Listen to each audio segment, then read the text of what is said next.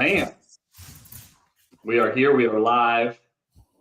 And we are here to preview the Cowboys week 3. And I say week 3 very carefully because the first time I made the thumbnail for this episode, I accidentally put week 2. I don't want to go back to week. Neither of these teams. None of these teams want to go back to week 2. But we're here to preview the Cowboys week 3 matchup against the Ravens.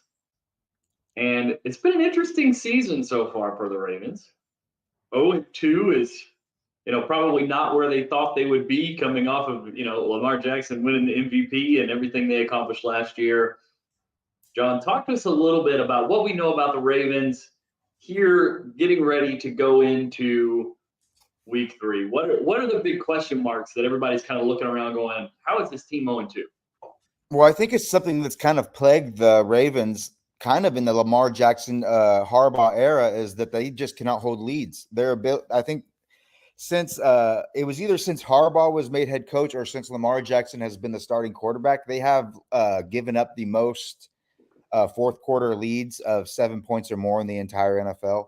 So that's also really odd when you see a team that whose identity is running the ball so much, because everybody knows when you have a lead, you want to run the ball, hold the clock, kind of just try to waste time to get to the end. But it just seems like the Ravens haven't been able to execute toward the end of ball games. They make a lot of simple mistakes. You see, like the Raiders game, like I honestly still guessing about how they lost that game against that personnel, given how much more talented they are, how much better coached they are, all of those things. It's honestly pretty confounding for them. But we all know that they have one of the most diverse and maybe unorthodox running games in the entire NFL, especially formation-wise. They use a lot of different formations that you don't see a lot. They use a lot of that. I don't know if for the Madden players out there, they use those full houses where you kind of have that diamond in the backfield a lot.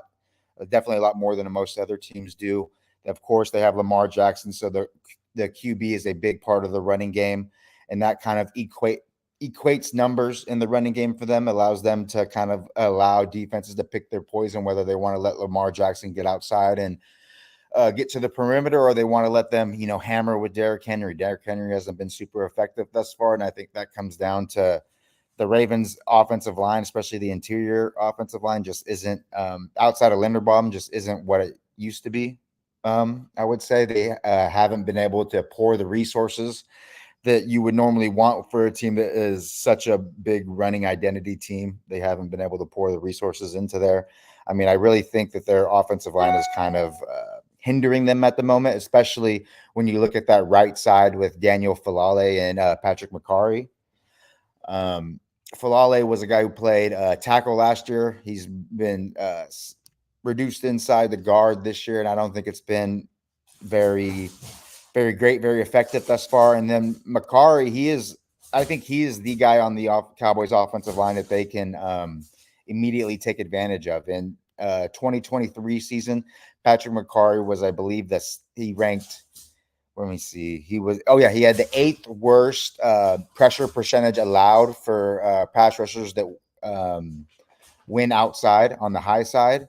And as we know, the Cowboys have one of the best high side rushers in the entire NFL in Micah Parsons. So I think that's a matchup that you're going to see the Cowboys try to exploit. They're going to put Micah Parsons on the left side of the defense, right side of the offense, and tell them to just scream upfield in those must-passing situations. But, of course, we know based on last week, to get to those must-passing situations, that means the Cowboys are going to have to stop the run. And even with a team, like I said, with the Ravens, who have been kind of struggling a little bit more to run, especially from like backfield runs, non-Lamar Jackson runs, they have been struggling to create push. They have been struggling to create open gaps. And you know what the best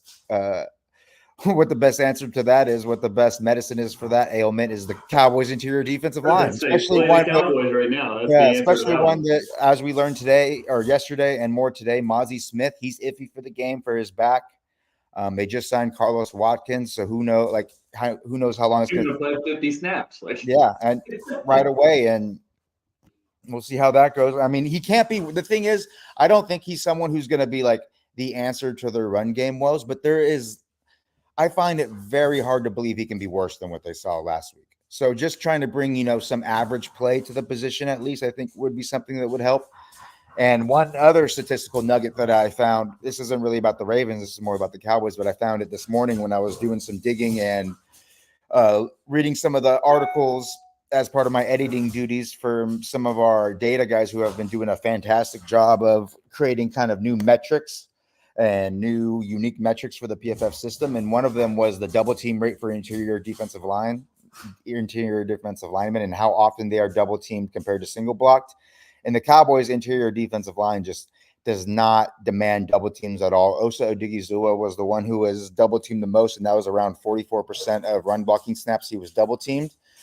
And that was 52nd in the entire NFL among defensive tackles. So that just shows you how little the Cowboys defensive tackles are demanding double teams. And the fact that the Cowboys defensive tackle that's demanding the most double teams is the 3 technique and not the nose tackle shows you how big of a problem the Cowboys run defense has just from a personnel standpoint, that they're not demanding those double teams. We always wonder why are teams able to get their linemen to the second level so much better than, say the Cowboys are able to get their linemen to the second level. And that's because they're just not double teaming the nose tackles. They're not double teaming the defensive tackles in general. Ozzie Smith is double teamed at a 34%, which is, I didn't even want to count how far down that was. That was probably in the hundreds.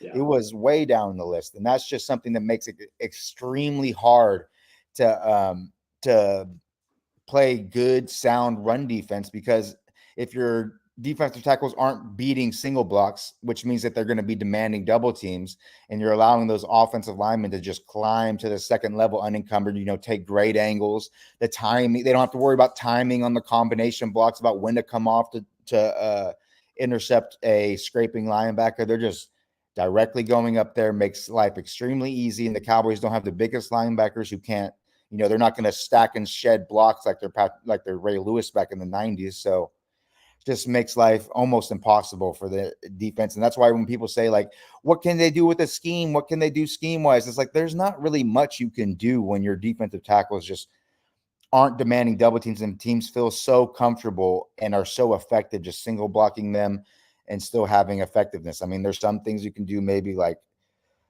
stunting your defensive linemen, trying to create confusion in the blocking assignments. But as we saw with Dan Quinn, that has kind of a feast or famine effect. You're going to get some plays in the backfield, but you're also going to have some plays where there's going to be nobody in the B gap, and it's going to allow the running back to get to the second and third levels of the defense extremely easy. So I'm kind of stumped for what the Cowboys can do, and I'm honestly a little bit worried about.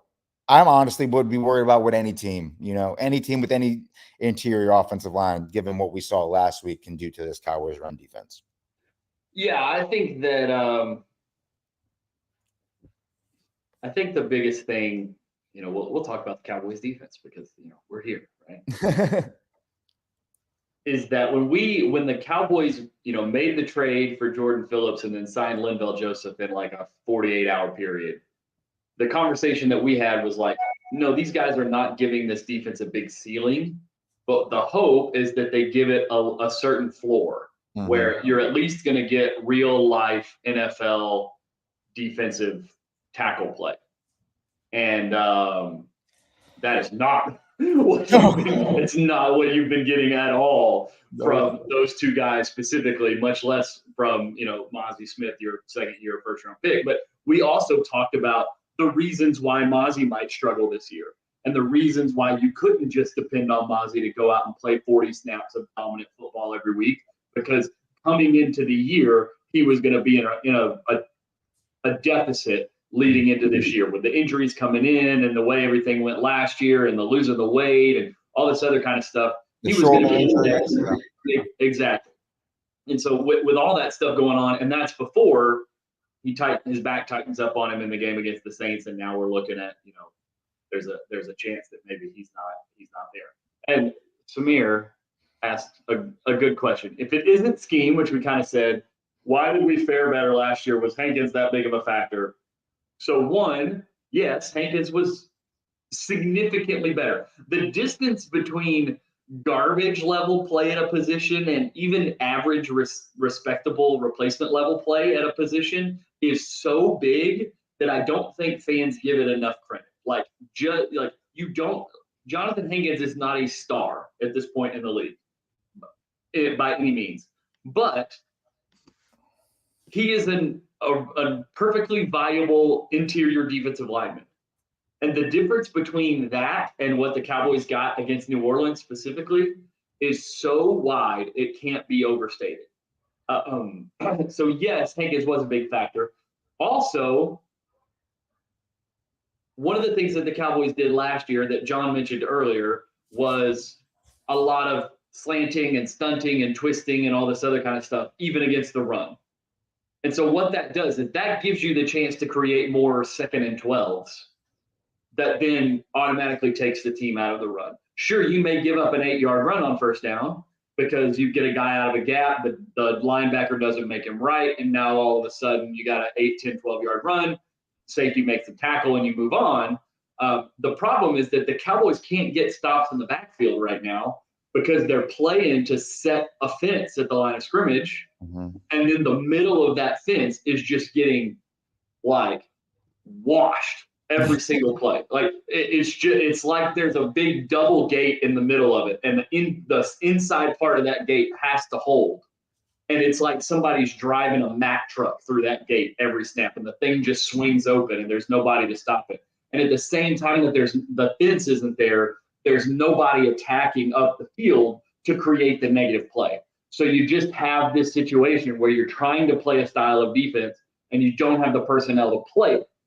And this is kind of the conversation that was had all offseason, right? Was, okay, the Cowboys are going to try to be stronger at the point of attack. They're going to try to hold up better. It's going to be a different style of play on defense. Yeah, play blocks better than playing gaps a little bit. Yes, exactly. The problem is they don't have any players. And we've talked about that a lot, that they didn't have any players. And we've crossed our fingers and hoped and prayed that Linval Joseph and Jordan Phillips, the street free agent and 3rd-string division rival, would be enough to get them there. And we tried to will it into existence on this show, saying that it could be a potential answer, but it just hasn't been. And maybe Linval Joseph is out of shape and he needs, another couple of weeks to get in shape. And maybe Jordan Phillips' wrist will magically heal in 4 weeks. Or maybe it might actually get injured in the next 4 weeks and they'll wind up releasing him with an injury settlement or something. But either way, it just hasn't been good enough. It's got to get better. Hopefully Carlos Watkins, just helps set a floor. Again, he's not going to be a huge difference maker, but just help set the floor and go from there. This is another. We'll just have the defensive tackle. We had the scheme, the film conversation on Tuesday, and I think this is so important because, like you said, the interior of the Ravens' offensive line is not a strength necessarily, but they are a team that wants to run the ball a lot and are going to use creative ways to run the ball. And they can even up the numbers with the quarterback and all this other kind of stuff. So you have to be able to play gap and a half and 2 gap against this kind of team to be able to have a chance. Otherwise, you're going to wind up with lots of scheme issues if you can't do that. So why do the Cowboys suck at getting good defensive tackles? John, you know as much or more about defensive line play as anybody. Why do the Cowboys suck at maybe not evaluating, because we don't know how they evaluate all the other guys who wind up good or bad, but why do they suck at picking those guys? I just think it's a lack of, putting resources into the position. I mean, when outside of before Mozzie Smith, when was the last time the Cowboys used an actual resource on a nose tackle? Really, never. On a nose tackle, never. Like Russell Maryland, I think. Yeah. So that's been my biggest heart before the Mozzie pick, was that they're just not allocating enough resources to a position that is so important to the success of their defense. And I think that is the thing that's kind of rearing its head. They picked Mozzie and they said, you know what, we made an investment there, and we're not going to add any more investment. We're going to go minimum guys. We're going to pick the Justin Rogers in the 6th, 7th round. We're not going to look to give him a definitive decent running mate. We're going to go for these 35-year-old nose tackle who no one else was interested in. We're going to bring this 360-pound 3-tech that can't play run defense. I just think the lack of throwing the available resources at that position is something that has kind of reared its ugly head at the Cowboys continuously over the last decade. And as far as the defensive tackle, I think it's the same thing, but more into the depth. They just won't invest any bit into the depth. They got Osa. We all, even though Osa played like crap last week, I still think he's a starting caliber 3 technique. I still think he's a good 3 technique. I'm still very optimistic about his future with the Cowboys. He's someone who I want to extend and bring back. But when you prioritize an undersized 3 technique whose best thing is getting up the field, and then you bring in a defensive coordinator who's trying to, like you said, build a picket fence on that offense, on that line of scrimmage, and you don't bring in anyone else to, besides, like we said, the third stringer for the Giants, to be his backup, that's going to rear its ugly head as well. You're just not pouring in the necessary resources like other teams are to get better results. And the things that happen are the things that we are seeing happen when you don't put in the necessary resources to get decent, adequate talent into that spot. Yeah. I think so. To me, they spend resources at linebacker the way they should spend resources on the interior defensive line. And they spend resources at interior defensive line the way they should spend it on linebackers. Mm-hmm. Where it feels like every year they spend a pick somewhere from 75 to 150 on a linebacker. Like pretty much every year.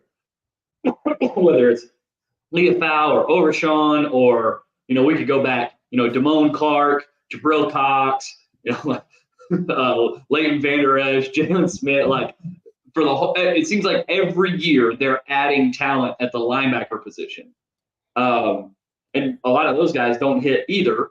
But a lot of that is probably, rewind, play the chicken or the egg argument. The linebackers aren't having much success because of the fact that two of them like fell apart health-wise and athleticism-wise, but they don't have any support in front of them.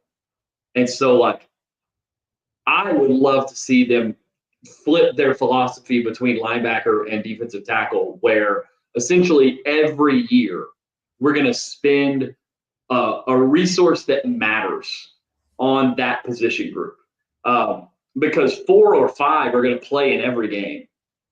And by the time you get through the year, 6 or 7 are probably going to play because of injuries and all this other kind of stuff.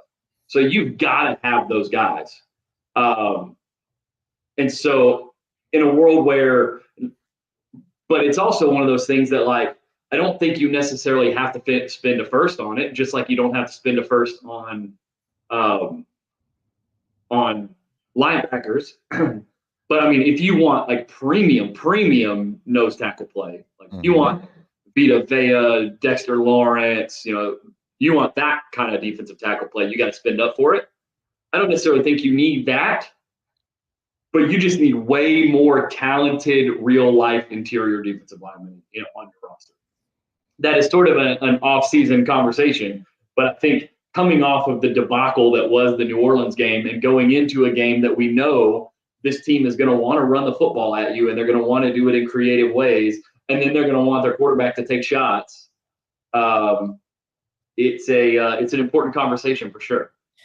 Yeah, and like going off of our quarters discussion on Tuesday, I wonder if the fact that the Cowboys can't feel good stopping the run from these 2 high shells at all, I wonder if you see Zimmer kind of transition and put more 8 men in the box, try to throw numbers at the position if you can't scheme around it. I'm just going to load the box, take what, if they can throw it on me, they can throw it, especially a team like, Baltimore, who doesn't have the best receiving weapons. Lamar Jackson's not the most accurate quarterback in the NFL. So I wonder if for this game, especially if you were going to see the Cowboys load the box up a lot more than they did in the first 2 weeks, as kind of just a magic hand wave of like, we don't have the guys. We're not going to have the guys right now. So maybe let's just throw numbers at it and see if that helps us or what have it be. Because honestly, everybody keeps asking, like, who can we trade for to fix things? Who can we add? Who can we do this? It's like, there's not really anybody, guys, especially when you're a team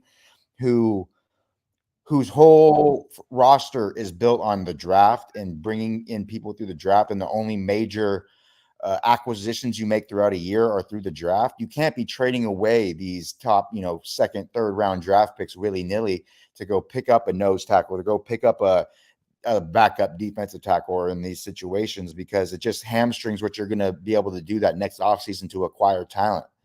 So I'm not really sure what the Cowboys can do to improve the personnel this year, besides just like what they did with the more Carlos Watkins-esque moves where you're just sniping people from other teams as practice squads. Yeah, unfortunately, I think you're kind of right that good players at that position don't really get moved very often. Mm-hmm. I mean, look at the Ravens. They still have Michael Pierce. He's been there for seems like 3 decades. Yep, Brent Urban is back there. Like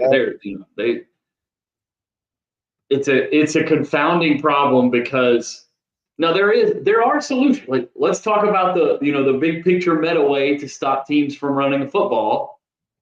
Be ahead. Is you got to get ahead, which means and this is the thing that's hard about when you build a team this way, is that data and analytics and all that kind of stuff, win projections, all that kind of stuff. Mike McCarthy and his double and all this kind of stuff will tell you if you win the toss, you defer. I don't think the Cowboys can afford to defer because I don't think they can afford to give up a 14-play, 75-yard touchdown drive on the first drive of the game that takes 7 minutes, and now the game is 1/8 over, and we've only had one possession. Like they've got to get the ball and they've got to go down and score, and pray that they can get a stop, and then go down and score again, and then keep going again.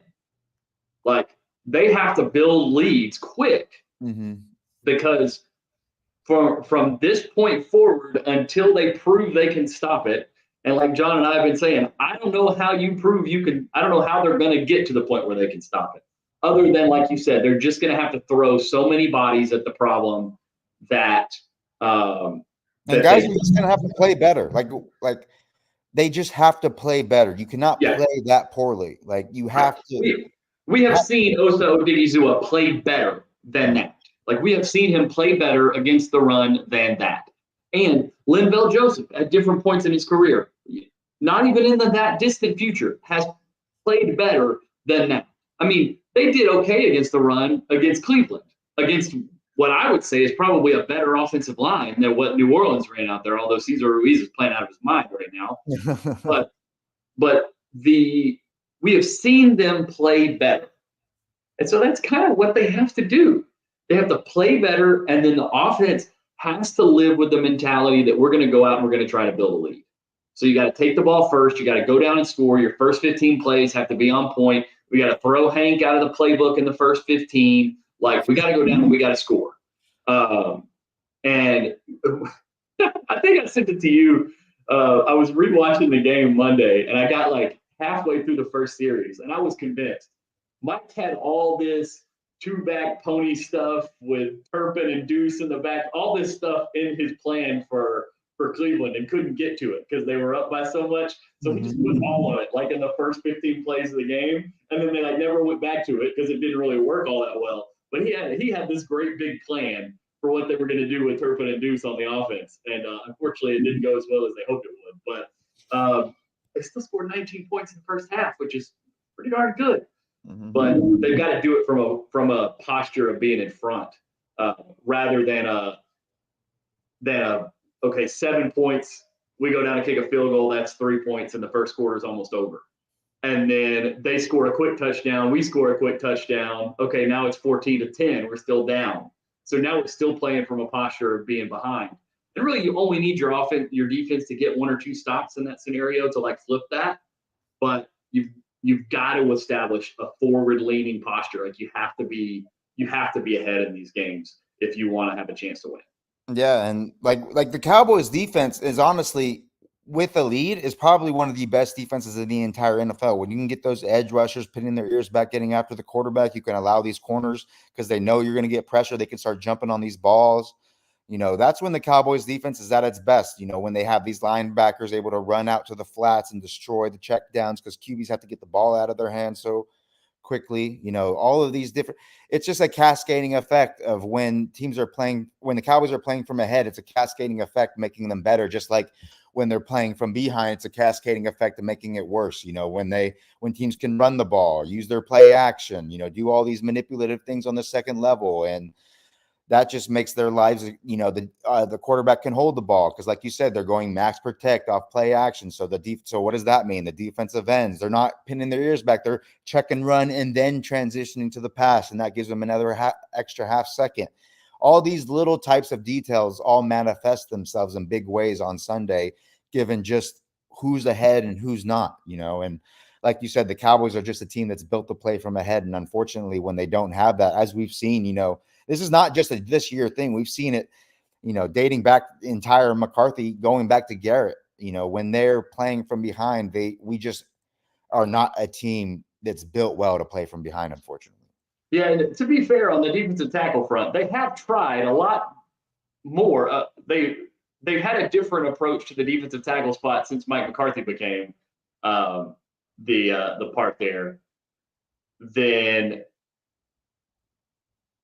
they did with Garrett. Garrett was like, we're just going to play the 5'11" Antoine Woods, and we're going to play Antoine Woods and Nick Hayden for a decade at defensive tackle, and then they've tried. Pop.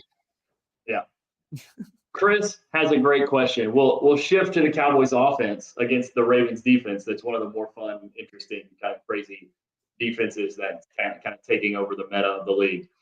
So Dalton Miller mentioned in his podcast with Connor Livesey that since Dak has control of the offense and is calling and changing a bunch of the plays, I guess that means we can't completely blame Mike McCarthy. And that's something that you and I have talked about a decent amount, John, is that yes, Dak has a massive amount of freedom and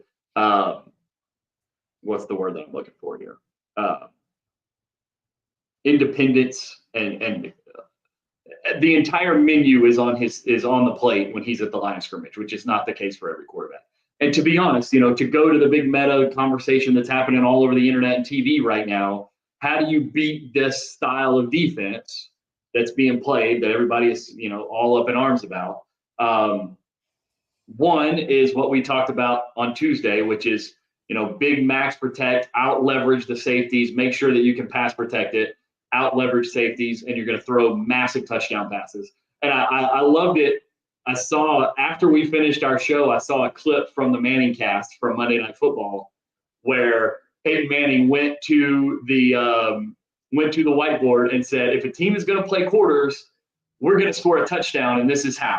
And he drew up a play that essentially did exactly what the Saints did.